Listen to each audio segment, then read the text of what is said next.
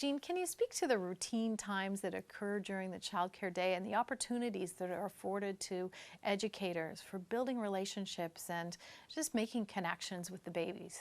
It's hugely important that educators see these routines as exactly what you're describing, opportunities for building relationships.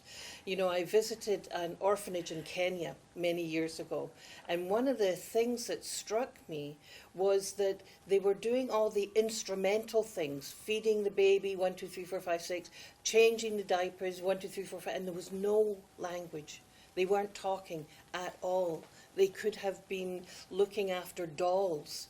And so we must be at the polar opposite end of that and see the routines of diapering as an opportunity for building connection, for building relationship, for giggling and telling a story or talking about home or any kind of dialogue that goes on.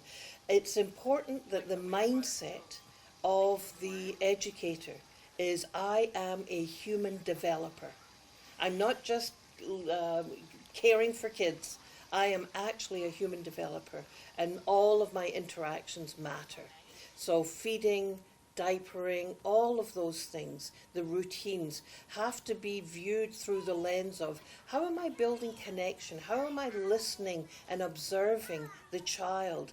All of these moments. You're so excited to eat. Yum, yum, yum, yum, yum. Educators are often asked to respond to parents' questions around sleep. There's either concern that the baby isn't sleeping enough, is not a restful baby, or the family themselves is not getting enough sleep. And then sometimes in our childcare programs, we'll hear from parents who are not wanting their child to nap or not nap very long because they feel it's disruptive to their evening routine at home.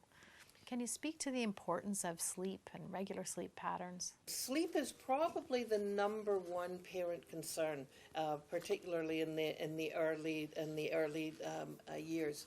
And one of the things in terms of surveys is that parents don't always know how much sleep babies need.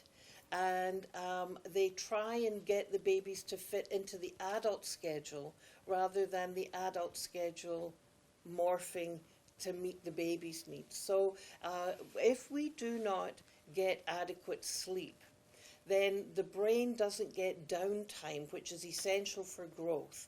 And so infants need 14, 15, 16 hours of sleep. They need a lot of sleep.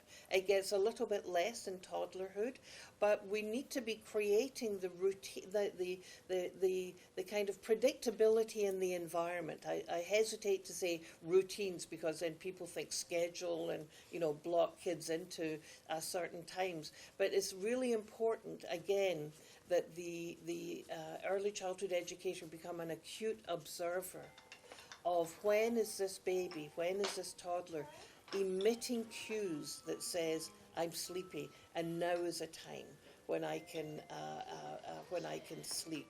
So the dialogue with parents is absolutely essential when it comes to sleep.